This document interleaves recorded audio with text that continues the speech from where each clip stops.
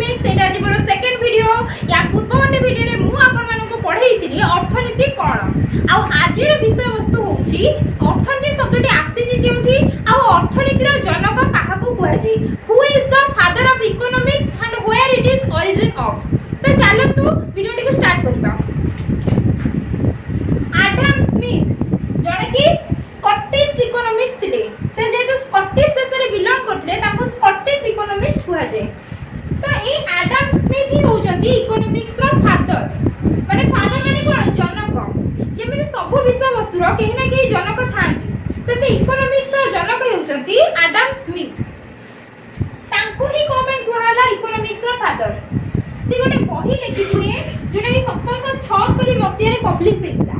से बहीर ना होची an inquiry into nature and causes of wealth of nation, प्रकृति एवं संपदर कारण संक्रांतीय अध्ययन। एटा से इकोनॉमिक्स को तांकर एटा गोटे अवदान थिला। आ ए बहीटी एते फेमस हैला जे तांकर जो सिस्टमैटिक लेखा गुडिका सब थिला इकोनॉमिक्स रो विषय वस्तु को से एमिति भाबरे सिस्टमैटिक भाबरे अध्ययन करिथिले जे तांको ही इकोनॉमिक्स रो फादर बोली धरि निया गला। तो मन रखतो कारण हेउची सिस्टमैटिक भाबरे से इकोनॉमिक्स को स्टडी करथे। तांको पूर्व भी इकोनॉमिक्स रो स्टडी करा जाईछि किंतु से सिस्टमैटिक वे रे स्टडी करा जाईछि।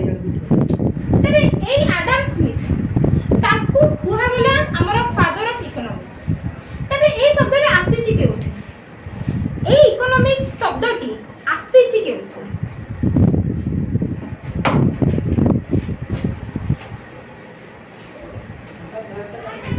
जो माने नोट करी ना से वीडियोटी को आउ टिके बैक करी की देखि नियंतु इकोनॉमिक्स रो फादर की कारण मन रखि दिबे। से इकोनॉमिक्स को गोटे सिस्टमैटिक वे रे स्टडी करछि जेते गोटे छोटो छुआ को प्रथम अक्षर सिखा जाय तापर जाय कि वर्णमाला सिखा जाय ठीक सेही परिका से इकोनॉमिक्स रो से कहते जे सिस्टमैटिक रे जे हम स्टडी न करिबा डायरेक्ट हम इकोनॉमिक्स रो थ्योरी को धरि परिबा ना।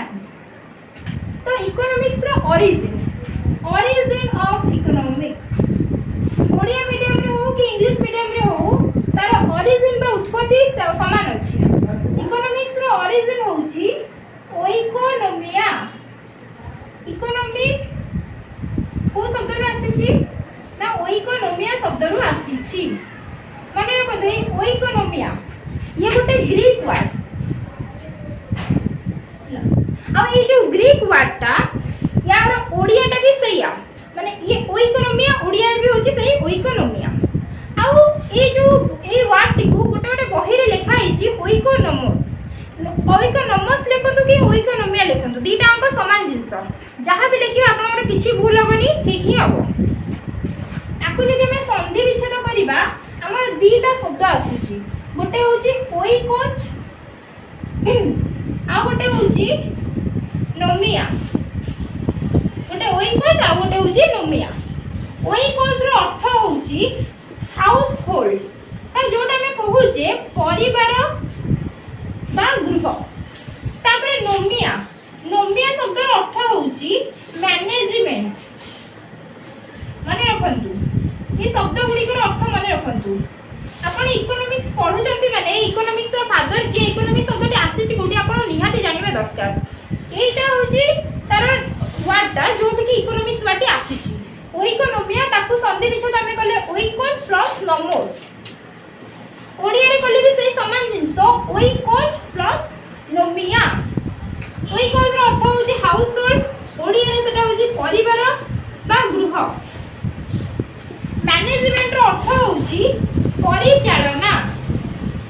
तो कहिबा गले यार आक्षरिक अर्थ होची परिवार परिचालना। मैं या पूर्ववर्ती वीडियो रे जतले इकोनॉमिक्स काहा को कुहा जे आपण माने पढितली ततले एटा कहितली कि इकोनॉमिक्स होची केमिति हमर सीमित संबळ को हमें उपयोग करी हमर सर्वाधिक उपयोगिता हमें पाई परिबा हमर समस्त अभाव को पूर्ण करिया पे हमें समर्थ हेबा सेटा होची इकोनॉमिक्स। इकोनॉमिक्स हमको डिसीजन मेकिंग ऊपर शिक्षा दोची। तो ये भी हमको सेया कथा कहला परिवार परिचालना एटा होची इकोनॉमिक्स रो अक्षरिक अर्थ। तार अक्षरिक अर्थ होची परिवार परिचालना।